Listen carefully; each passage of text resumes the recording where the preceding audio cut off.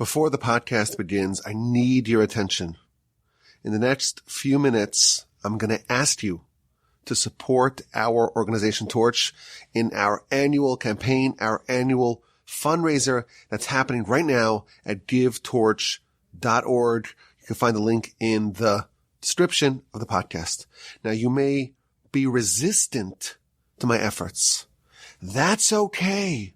I'm going to do my best to persuade you that this is a good idea, to pause the podcast right now and to click the link and to visit givetorch.org and to support the great work of Torch. Our organization Torch, it's a non-profit organization. We don't charge for our classes, for our facility, for our podcasts.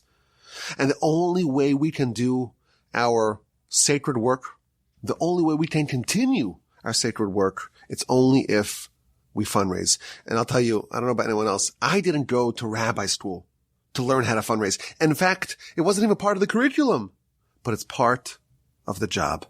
Fundraising is not the reason why any of us got into this field. We don't like to fundraise. So a few years ago, my colleagues and I here at the Torch Center, we made a decision to compress all of our annual fundraising into one campaign, one fundraiser that we do 1 week a year, maybe a week and a half, and that's it. And for 1 week, 1.5 weeks, we work really hard trying to get all of our friends and all the listeners, everyone to chip in, to support us. And if we succeed, if everyone makes their annual gift to Torch right now, givetorch.org, then we could take off our fundraising hat and put it in the shelf until next year. And this is happening right now.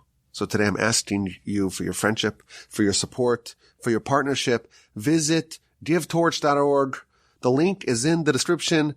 Every donation is doubled. There's a matching campaign, so your money goes even further. Give what you can give and help make this campaign a success. So please right now, hit pause, and visit givetorch.org and give what you can to support Torch and the Torch podcasts, and I deeply appreciate that. Okay, I'll wait. I'm not going anywhere. Hit pause. Take your time. I got plenty of time. Visit givetorch.org. Okay. If you are back from your pausing, you heeded my call, and you made a donation at givetorch.org, then all you have to do right now is just fast forward a few minutes until the podcast. But if you're not convinced, you're not yet persuaded, let me try a little harder. Let me try to persuade you. Over the course of the past year, with the help of the Almighty, I've released hundreds of podcast episodes. Over the course of my podcasting career, it's more than 1,500 episodes.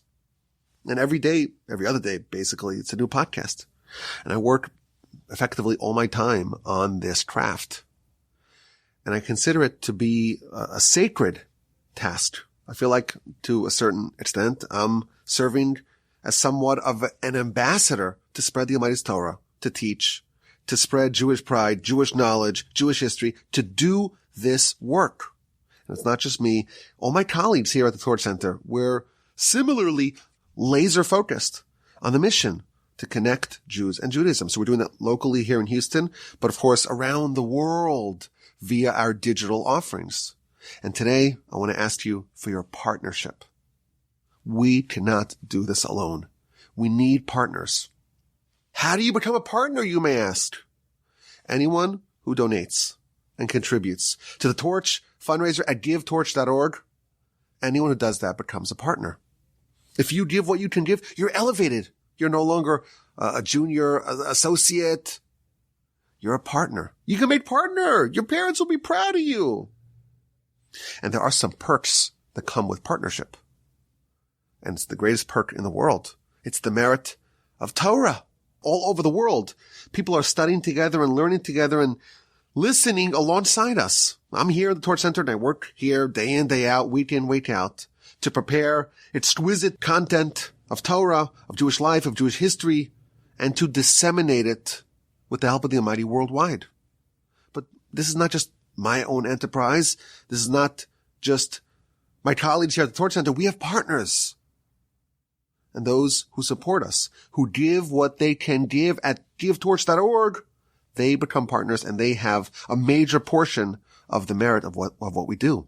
Not everyone can do what we do. Some of y'all are employed, gainfully employed.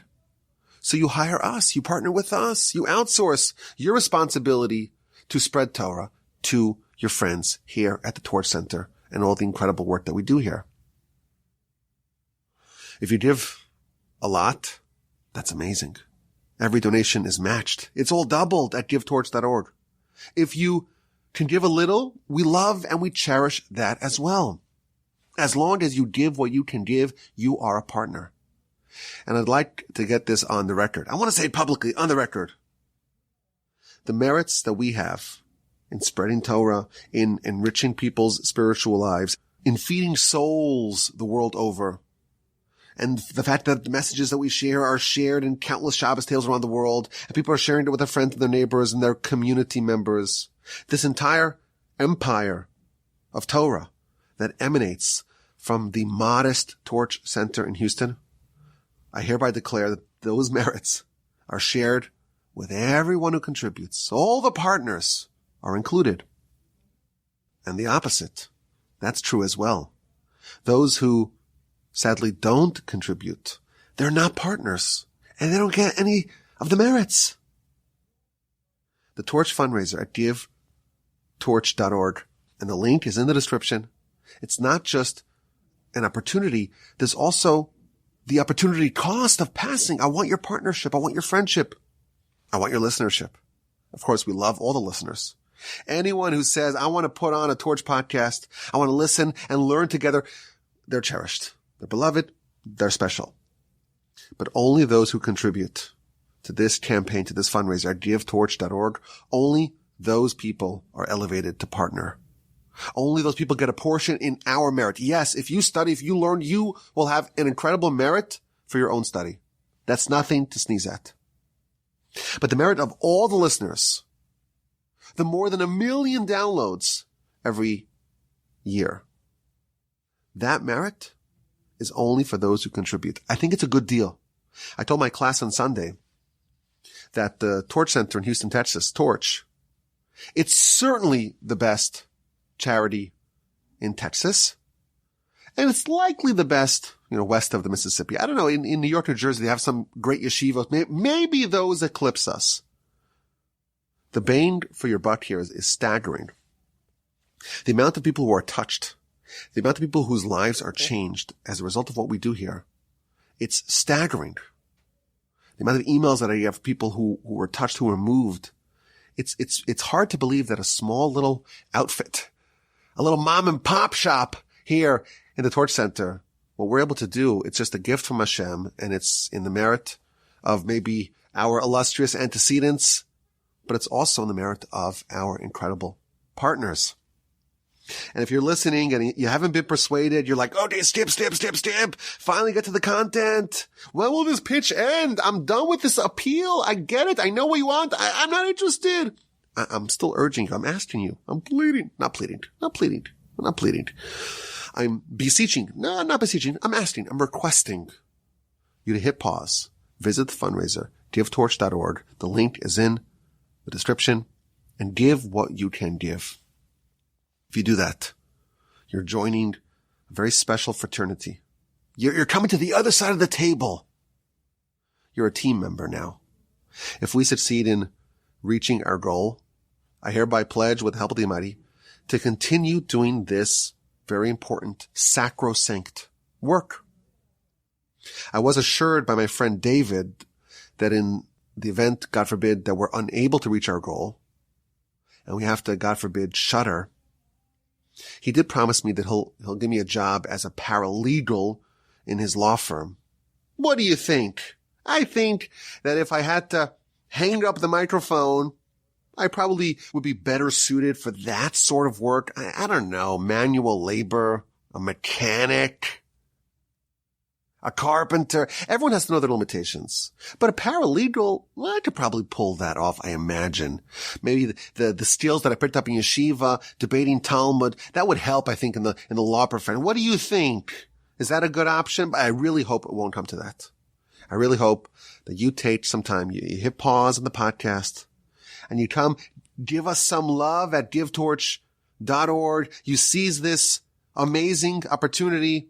You give me a boost. You partner with us. You plant a big, juicy smile on my face.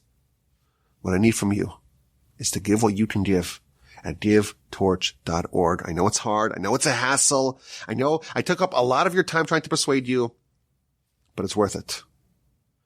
Over the course of my 12 years here at Torch, with the help of the Almighty, I've met many people who contributed financially to Torch. I haven't met a single one who regretted giving. It's always hard to give initially, but once you give, there's no regret. So push yourself. Visit givetorch.org. Give what you could give. You won't regret it. And I want to thank you for another amazing year of Torch podcasts. I'm eternally grateful to you for your support, for your listenership, for your friendship, and please God, for your partnership at givetorch.org. The link is in the description. And until next podcast that has this pitch or next year, thank you so much for supporting our work. My email address is rabbiwolbe@gmail.com.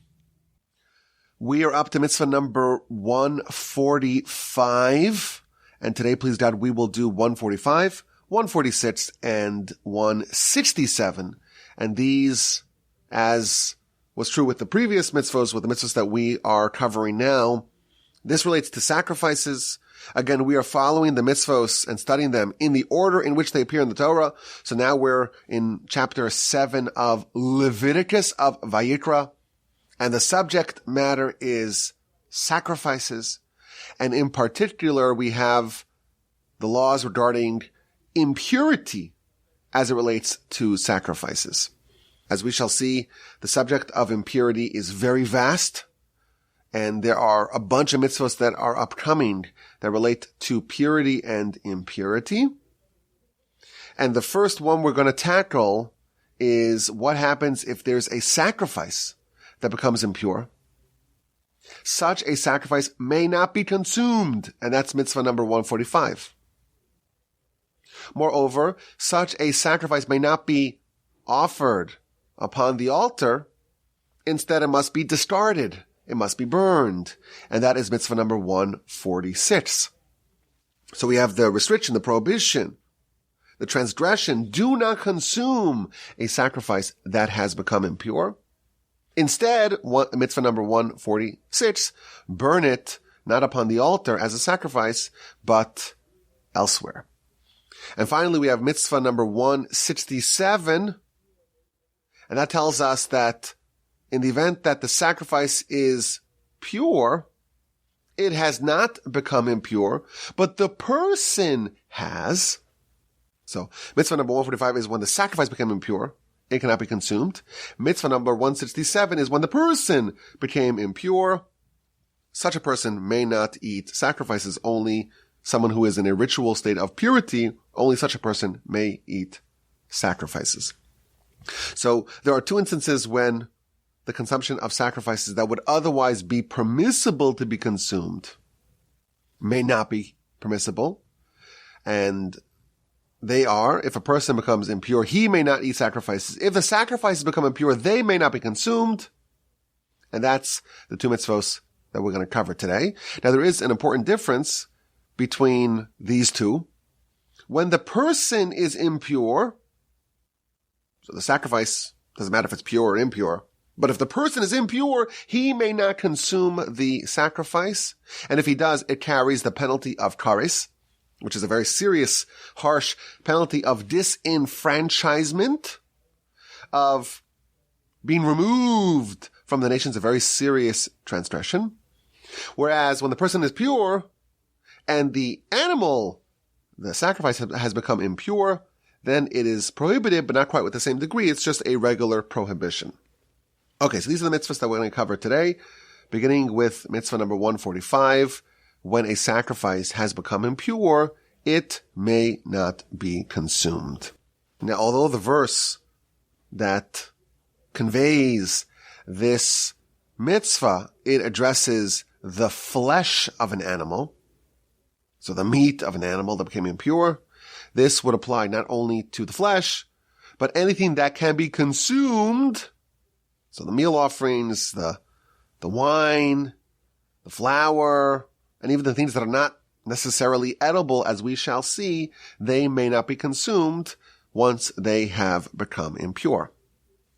Now the Sefer Chinuch, as he has done numerous times, when he tries to explain the rationale, or at least a rationale that makes sense to us, for mitzvos that relate to sacrifices and the temple, he revisits the general theme of sacrifices and shows how each particular mitzvah fits into the general theme, and thus the reason, the rationale for every particular mitzvah relates back to the overarching goal of sacrifices. The overarching goal of sacrifices is to take something physical and bring it to the temple where the presence of God is present, where God dwells, and to offer the sacrifice, and to have that be a stepping stone for a person to have a transformation in their life, and for the person to rejigger their priorities and realign their goals and their values in life in a way that will be more productive, in a way that will better suit their soul, and to depart from an erroneous path, and to embark upon a new life. The goal of the temple and the sacrifices, well, it's for us to have a transformation. And as we mentioned in the past, the animal sacrifice, that's really symbolic of what we're supposed to do within ourselves. We also have an animal half. We also have physicality. We also have a part of ourselves that ends with death. And the big mistake that we make is to misappropriate our values and our life and our goals and our pursuits to try to optimize the part of us that dies and that remains behind. And when we take a sacrifice, we take an animal and we sacrifice it and we slaughter it and we catch its blood and we walk around with it and we sprinkle it. And then we take the leftover flesh and put it on a fire and send it up to heaven. That's a very powerful and palpable way to get a person to start thinking about what they're doing with their animal selves. Are they dedicating it to God or not? So this can be a very transformative experience for a person. And of course, as outsiders to this whole subject, it seems foreign to us. But the general principle, if we could just imagine what this would be like, it would be ground shaking. It would be life altering to actually go to the temple, to the holy temple, built by Solomon, built by the men of the Great Assembly, and to follow all the protocol to be eligible to be there, and to make sure the animal's appropriate, and to give it over to the Kohen, and to say the appropriate blessings and prayers and confessions. And to actually witness this, that will be life-changing. But in order for it to be life-changing, there are requirements. There are protocols that must be met. And if something is impure, something's off, if there is an infiltration of impurity, it's not really going to have the same impact. And therefore, if the person is impure, or if the animal is impure, that will detract from the awesome power, the awesome effect that a sacrifice is designed to have. And therefore, in the event that the sacrifice went awry, it became impure, the person became impure, okay, this is not the kind of sacrifice, the kind of environment that is suitable to have the impact that sacrifices are designed to have. And therefore, the person is impure, the animal is impure, they cannot be consumed. We do not follow the typical process of a sacrifice, and instead the animal must be burned.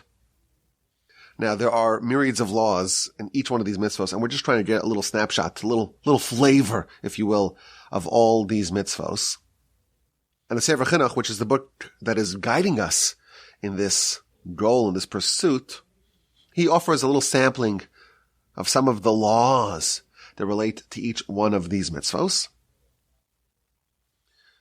And he tells us, which I found to be interesting, that not only is it prohibited to consume from an animal that became impure, you cannot deliberately cause impurity, meaning if a person is impure and they see a sacrifice, there will be a prohibition to convey that impurity towards that sacrifice. And this opens up for us a very, very large subject. And that's namely the idea of impurity, how something becomes impure, and the conveyance of impurity. There are all sorts of ways that things can become impure. There are all sorts of bastions, if you will, of impurity. And we'll talk more about this as we go through these mitzvos. But someone who is impure, as an example, the most impure thing in the laws of impurity is a dead human body. That's known as avi avos hatuma, the granddaddy, if you will, of impurity. If someone touches or carries or is in the same room as a dead body, they are impure, so they will not be allowed to eat sacrifices. And if they touch a sacrifice, they will render it impure. And we know this is where the red heifer comes in. The only way to undo that, to reverse that, to cleanse that, to render the person pure is via the red heifer process. Which is why it's so important. Which is why, just to make this practical for us, Jews are not allowed to go onto Temple Mount because a mitzvah that we have not yet studied, but a mitzvah that is in the Torah, tells us that we cannot tread upon the grounds of the temple if we are impure. Every single person today is considered that they are impure from the impurity of a dead body. If you are in a hospital, okay, it's a very large room, really, because it's all connected. And there's a dead body in the hospital, well, congratulations, you are impure now. And again, it's important to differentiate between like impurity being something hygienic or something which is dirty. It's not that.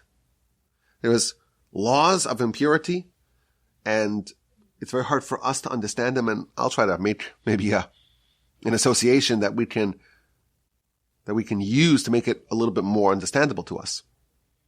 But we have an assumption. We presume every person today is impure from the impurity of a dead body. If you're by a funeral, you're now impure. And unless you've undergone the process of a red heifer, there's no way for you to undo that.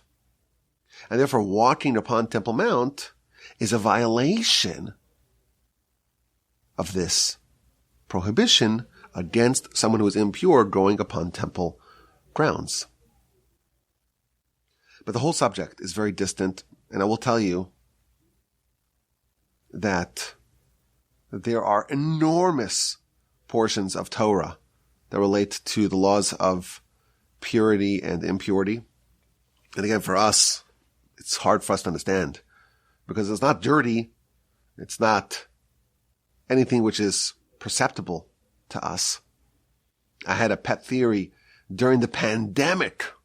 One of the takeaways from the pandemic is this general idea that there are invisible things that can impact a person and can cause great harm, but it's not perceptible by humans. It's below the threshold that we can perceive it. And it can be conveyed. You gotta be far away from such a person, because what if they cough and all the viral load, you remember the viral load? The viral load gets spread, and keep your 6 feet away and wear your mask. Let's not go there. Let's not go there. But the concept that there is something which is invisible, but it's real, and it can have enormous cataclysmic effects. That's a good analogy for purity and impurity. And again, you look at the Talmud, you look at the Mishnah, 63 books of Mishnah, a sixth of that relates to Taras, which is the laws of Tara, of purity and impurity. And there's all sorts of different types of impurity, different levels of impurity, different means of conveying impurity. It's very complex and intricate, but for our purposes, if a sacrifice becomes impure, it may not be eaten. If a person becomes impure, that person cannot eat a sacrifice, and such a sacrifice must be burned. Now, the Sefer Chinuch adds an interesting law that we briefly mentioned earlier. Even inedible parts of a sacrifice. So we talked about the meal offering. Meal offering, it's flour, it's oil, and it's levona, it's frankincense. Those are not considered to be edible. They're herbs and spices that are not edible. But suppose that became impure. And a person, even though it's not edible, they decide to eat it. Like one of those, YouTube challenges they used to have. Can you eat this really hot, spicy pepper? Can you eat this fistful of cinnamon? But why is Gen Z so dumb? Okay, because you watch all that nonsense. And it affects you. It used to be the millennials. Now the millennials are spared. It used to be the boomers. I hate to say it. It used to be the boomers. And then Gen X. And then millennials. Now it's Gen Z. If you have something which is inedible, it becomes impure. It's part of a sacrifice. Someone who consumes that is violating this prohibition. And, to us that sounds self-understood. Well, okay, it's part of a sacrifice. It became impure. And, of course, it would fall under this category. But if we develop a little bit more of a knowledge base in laws of purity and impurity, we know that something which is inedible typically cannot become susceptible to impurity.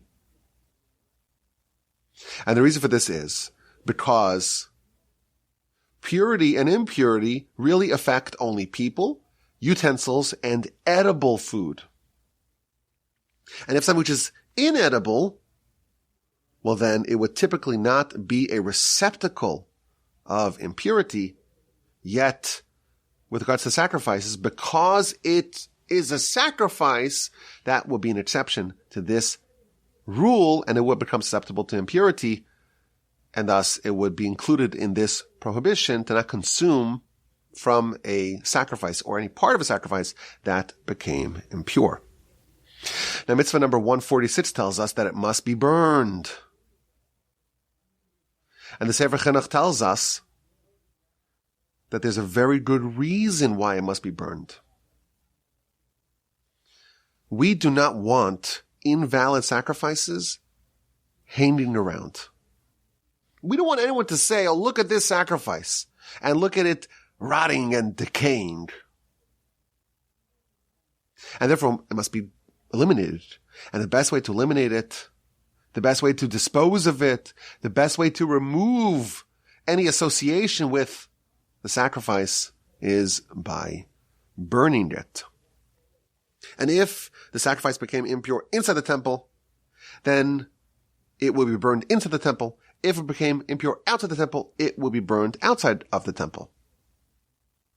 And again, this is also novel, because if a person became impure, suppose there was a person that became impure inside the temple, such a person would be required to immediately exit the temple.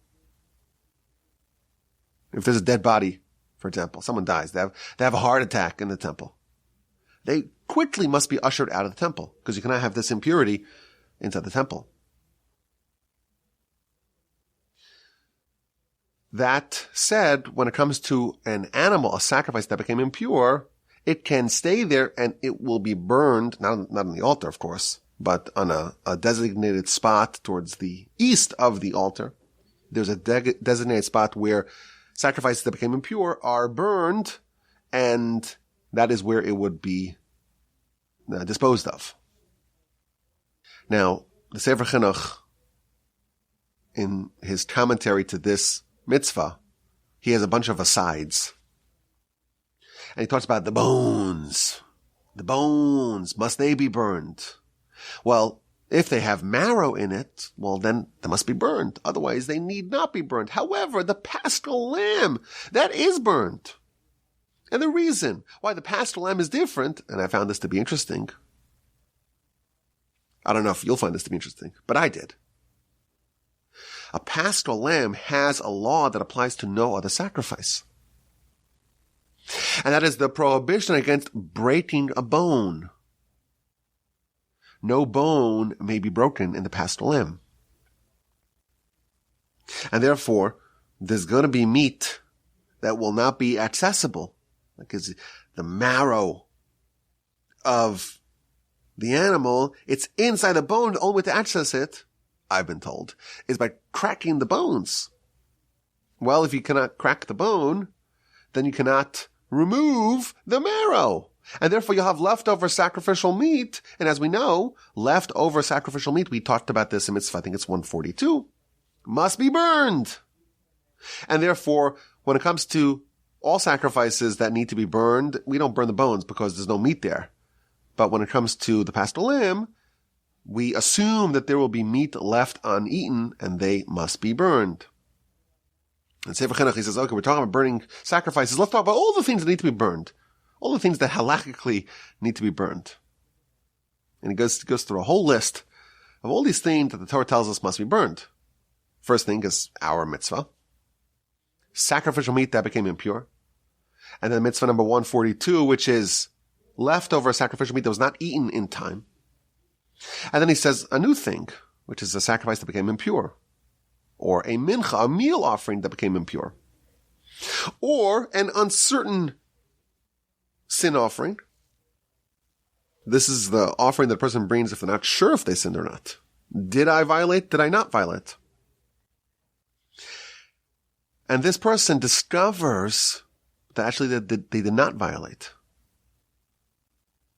And therefore, this sacrifice is now invalid because you only bring the sacrifice because of the uncertainty. Once the uncertainty has been resolved, well, now the sacrifice is invalid and it must be burned. Similarly, the sin offering of a bird sin offering that's brought in a case of a doubt. In such a case, even though typically sin offerings may be consumed, the sin offering of a bird, because it is slaughtered in a different way, well, it may not be consumed. And the hair of a Nazir who finished his Nazir period in purity, that hair is burned. And Arla, which is the first 3 years of a fruit tree. And Kalei Karim, which is a vineyard that was planted adjacent to grain. All those things are burned. And once he's giving us lists, he gives us another list of things that are not burned but are buried. And I would recommend, if you want to see the list, it's a nice, interesting, long list, see mitzvah number 146 in the Sefer Chinuch.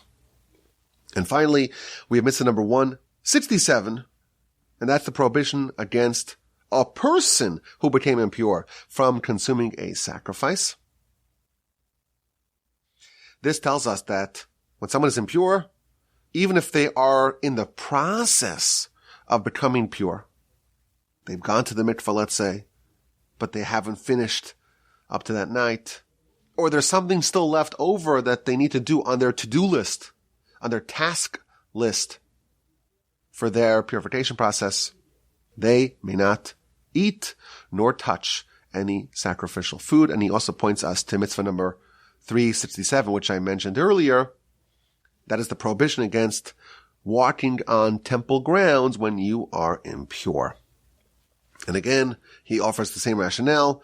We want to have the prestige of the sacrifices and the temple to be maintained, and therefore only pure animals may be eaten, and only pure people may partake in it in order to amplify and enlarge the prestige and the honor and the stature of sacrifices. Now, because this is our first foray into the laws of purity and impurity, and there is many more mitzvos and many more topics to cover in this universe, I want to share with y'all an interesting question about the conveyance of purity and impurity that really covers a lot of the subject of purity and impurity if you have someone who is impure,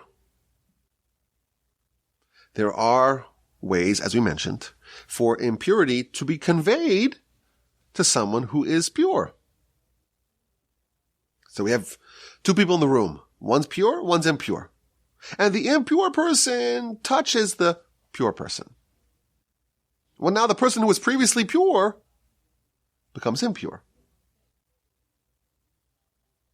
The whole idea of conveyance of purity and impurity is that when the two meet, something pure and something impure, the impure, well, that now gets conveyed. It gets passed over. And the thing that was previously pure is now impure. So here's the question. How come it doesn't happen in reverse? Someone's pure. Someone's impure. And they give each other a high five. Okay, so what happens now? The purity gets conducted in some way from the person who was impure to the person who was previously impure but now is, who was previously pure now is impure. Why doesn't it work in the other way? Let's transmit the purity. Isn't that a novel suggestion? Transmit the purity from the person who was pure to the person who was impure. Why does it go in one direction, not the other? And we know that there's a rule that the Almighty works in a way that is more beneficial for us. God's reward always outweighs his punishment and judgment. So how come when there's this touch point, this meetup of purity and impurity, the impurity overpowers and overrides and conveys the purity, the impurity to the person who was previously pure? I always had this idea during the pandemic. I had this question. I said, wait a minute. Someone that has the illness and they give a sneeze, and before you know it, everyone who's around them now becomes contaminated. It's contagious. The disease is contagious. So my solution is to give one person the vaccine. And just like if one person gets the virus, it can spread to the whole world. Let's do the opposite. One person gets the vaccine and they sneeze and suddenly everyone's vaccinated. And then they sneeze further and everyone gets vaccinated. It's like the opposite of patient zero. You have patient zero, the first patient that somehow contracts the virus. And that could spread to every single corner of the world. Let's do it the opposite way. You only need patient zero, one person to get the vaccine. And let it spread the opposite way. And I spoke to one of my friends who was a doctor. He says, no, Rabbi, you don't understand how this works. It doesn't work like that. It doesn't work like that. To become impure, it's easy. To become pure, it's really hard. And that applies with the virus. It applies with laws of purity. They say that, markets, you want to grow up an up market and a bullish market, it's like an escalator. In a bearish market, it's like an elevator. It goes straight down. You want to earn something, it's really, really hard. Fitness, you got to do it for months and months and months. And then one binge by the smorgasbord, one binge by the all you can eat, and that's it. You're all the way back where it started. That's the question. Why does it work one way, not the other? So I saw an interesting answer, courtesy of one of the great Hasidic masters. He says, really, it should work both ways. Really, it should work both ways. But here's the problem. If someone is impure, they are impure. And even if they only have a little bit of impurity, well, they have enough impurity to convey further. And they become, the way impurity works is that it takes over. So the person touches the dead body with their finger, right? It's only their finger, right? But how come their toes are impure as well? Well, that's the nature of impurity. Once it takes over, it takes over. If someone wants to be pure, and they want to convey that, it really should work. But it has to be like impurity. Just like when a person is impure, they're 100% impure. And therefore they can convey that further. If someone wants to be pure and convey that purity, they have to be 100% pure. And most of us, maybe all of us, we have some vestiges of impurity. There's some part of us that's not perfectly, pristinely pure. And yes, in an ideal world, it is possible for purity to work like impurity does. For the proverbial vaccine to spread from one person to another. But only 100% purity has that power. If there's a little bit, a little remnant, a scintilla of impurity, that will inhibit, that will preclude the purity from spreading. So this to me is a very novel idea. That it's possible, it's theoretically possible, to have one vaccine that changes the whole world, to have one bastion of purity that changes everything. And I was thinking that maybe this is an element of Messiah. If you have one person, one force that is so completely pure that purity just permeates that person entirely, actually that would work. And someone just being in the same room, in the same hospital, just like it just spreads everywhere. I'm thinking maybe this is like, Abraham. Abraham grew up in a world that was completely immersed in idolatry. And he managed to impact tens of thousands of people to become adherents to his very novel and very strange for them way of life. Monotheism, one power. It was a very radical idea at the time. But he managed to get myriads of followers. What was his trick? What were his tactics? So we think that, he was very persuasive, he was very intelligent, he was very charismatic, he was very kind. Someone comes to his house and he would give them so much food and he would ply them with food and drink, and that would make them more receptive. And of course, all of that is true. But maybe it was this. He himself was so pure that just interacting with him would have that effect. He would be the patient zero of righteousness. And any person that he encountered, provided that the person was not clinging to impurity, provided the person had some degree of receptiveness, he would impact them. The Talmud gives us a very dramatic story about a Roman who converted, joined the Jewish people,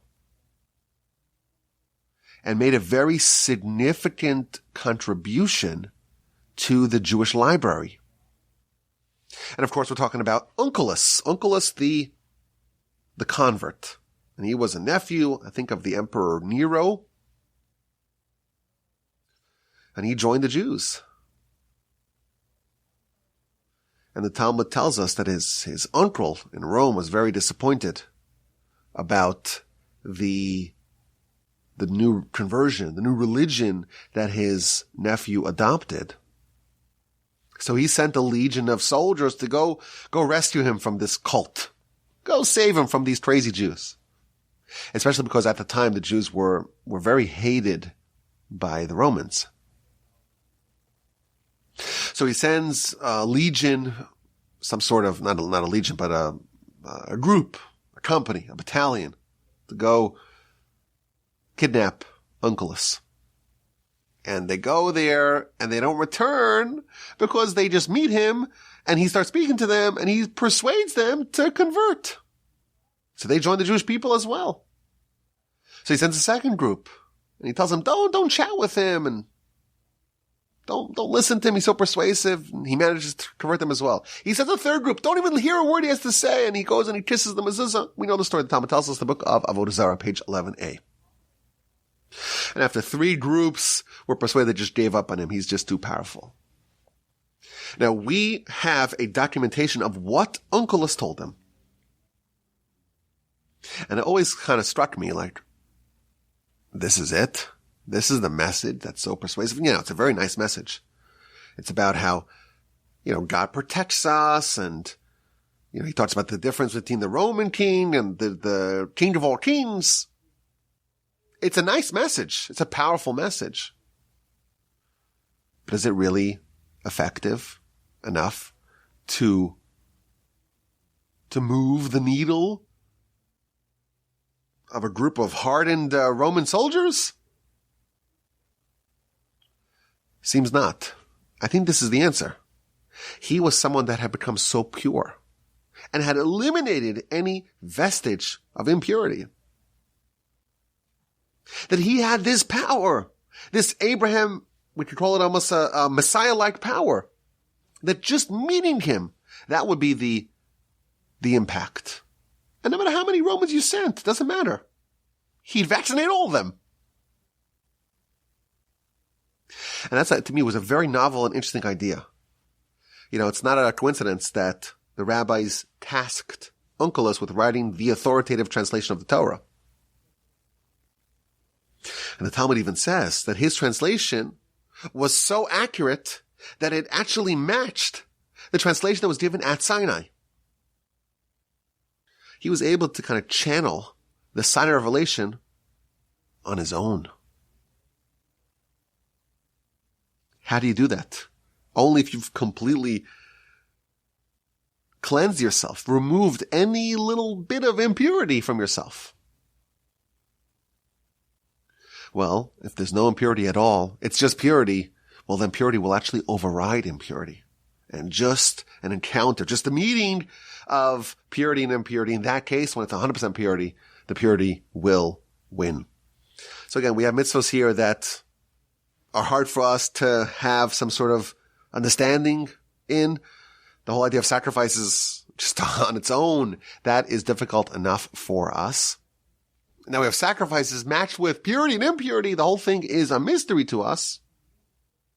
But some of the concepts I think are valuable. And again, we hope to open up, we hope to, of course, see some of these laws that are coming about purity and impurity, and to get more of a sense of what they really are all about. But as we mentioned in the past, we really hope to be able to witness some of these mitzvos in play, to witness the temple, to witness the sacrifices, to be able to gain some of the transformations that are present in sacrifices, and to be able to be elevated and transformed by the Almighty and His mitzvos.